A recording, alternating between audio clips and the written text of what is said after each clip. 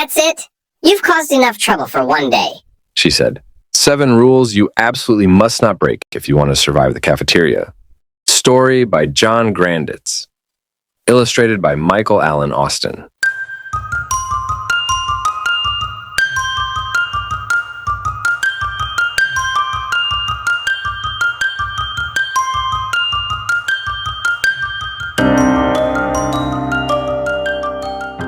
It was Monday morning, and I was on the school bus sitting next to Ginny. She's a class ahead of me, and she talks and talks and talks.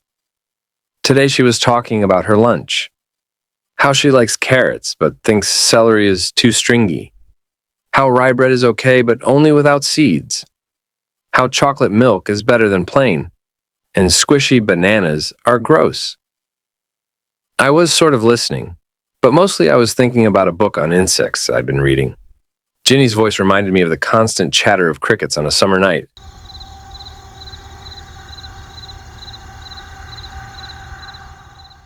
I tried to join in. Mom didn't have time to make me lunch today, so I have to buy it in the cafeteria. Ginny gasped. Ginny is very dramatic. You've never bought lunch in the cafeteria before, have you, Kyle? No, I said. But how hard can it be? Well, first of all, everyone says the food is terrible. Ginny replied. Second, there are rules. My stomach did a flip-flop. Rules make me worried, scared, and a little bit sick. Mostly because I'm afraid I'll break them. What kind of rules? I asked. You'd better write this down, Ginny said. She made me get out a notebook and pencil. Then she told me the 7 rules you absolutely must not break if you want to survive the cafeteria. We got to school, and the morning went along as usual. Then, at 11:25, it was time for lunch. My class scurried down the hall like a column of starving army ants. I was last in line once we reached the cafeteria, and another class got in line right behind me. They were 6th graders, and they were as scary as a swarm of yellow jackets. I didn't turn around. It's best to ignore wasps. They sting when they're angry. The lunch line inched its way forward. Finally, I reached a stack of trays and a sign that said, Today's Menu. I stopped to check it out. There was pasta and salad. There were chicken tacos and mini carrots. There were bananas and oranges and fruit cups. Awesome. I was trying to figure out what to choose when I felt a poke in my back. A hard poke. I turned around. Oh no. It was Arthur, a bully who rode the same school bus as me. And he didn't look happy. I felt like a little snail faced with a giant meat-eating water bug. Hey, dweeb, he yelled. Get moving. I'm hungry. That's when I remembered the first thing Ginny had told me. Rule 1, don't hold up the line. The man who was serving the food gave my school bus bully a look. What's the racket, Arthur? He said. Is there a problem? It's not his fault, I said quickly. I was taking a long time to read the menu. Well then, Arthur, just go around this young man, the server said. The entire 6th grade class went around me. At least that disaster was avoided. I took a tray and got started. Everything looked so good. I took one of each. I was just cramming an extra carton of milk on my tray when the server said, No, you can't have everything. You can only have one thing from each category.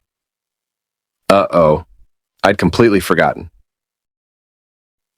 Rule 2, don't take too many things. Boy, was I embarrassed. I put back half the stuff. Then I shot off toward the tables. Just a minute, Sonny, I think you forgot something, said a raspy voice behind me.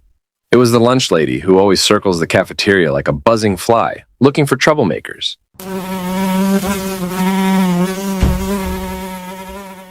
That's when I realized I'd broken. Rule 3, don't forget to pay.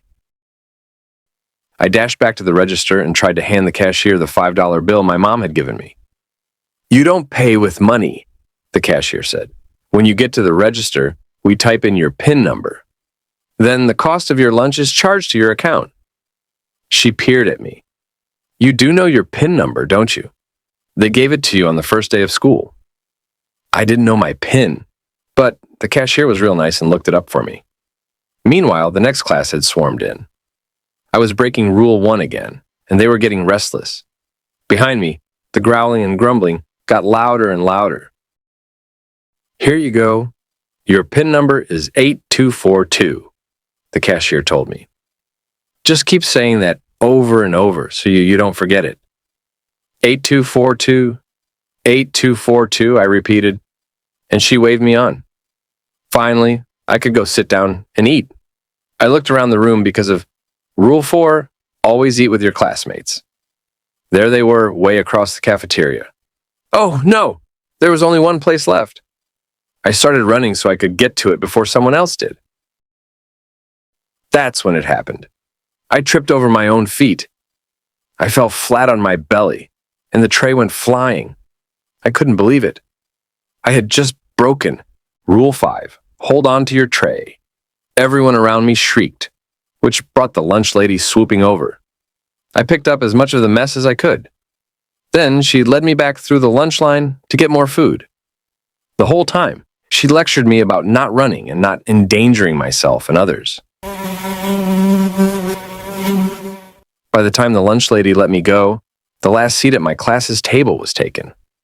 I set down my tray and tried to squeeze in anyway, but the other kids started yelling about me pushing.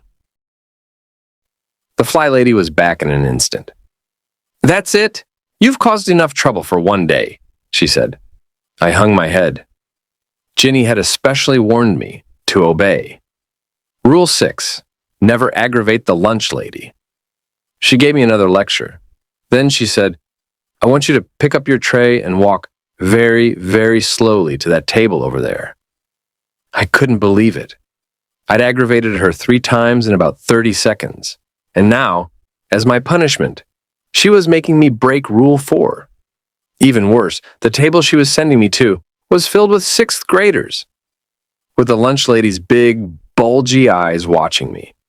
I had no choice but to walk very, very slowly to the big kids' table.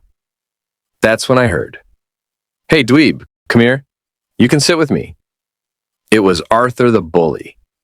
He was hunched over his food with 5 other meat-eating water bugs. I sat down next to him. What else could I do? "Thanks for covering for me in line," Arthur said. "If I got in trouble with that lunch guy one more time, I'd get sent to the principal's office for sure." "No problem," I said. I happened to glance at the next table and saw Ginny. She looked totally stunned. She was talking, as usual, and even though I couldn't hear her, I could see her mouthing the words. Rule 7. Never, ever talk to the big kids. Okay, not all big kids are scary. My brother is a big kid, and he's a regular guy. But Arthur and his friends were terrifying. I couldn't meet their eyes, so I looked down at my pasta. The noodles reminded me of little worms. That made me think of my insect book again, and of some of the cool facts I'd learned. "Did you know that a cockroach can live without its head for 9 days before it dies of starvation?" I said. "Also, there's a wasp that lays its eggs in a caterpillar, and when they hatch, they eat it from the inside out. And if you get a tapeworm in your intestines, it can grow up to 50 feet long." For some reason, Arthur turned kind of pale, and the rest of the guys went quiet. I didn't mind. I was busy eating. Lunch was really, really good. In fact, the pasta was great, and so was the salad. As I finished the last bite, I saw my class start heading for the door.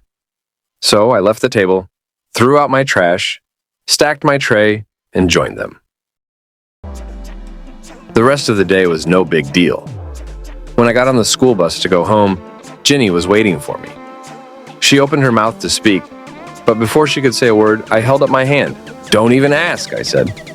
"I broke every single rule you gave me, but somehow I managed to survive. Plus, my stomach was pretty happy. So from now on, I'm going to follow Rule 8. Never, absolutely never, pay attention to Ginny's list of 7 rules. You absolutely must not break if you want to survive the cafeteria. Enjoy your lunch. The food is very good." "Really?" said Ginny. "Really," I said. "Especially the worms." Hi! If you like this video, please give this a like and hit the subscribe button and click the bell icon to get notified whenever I release a new video.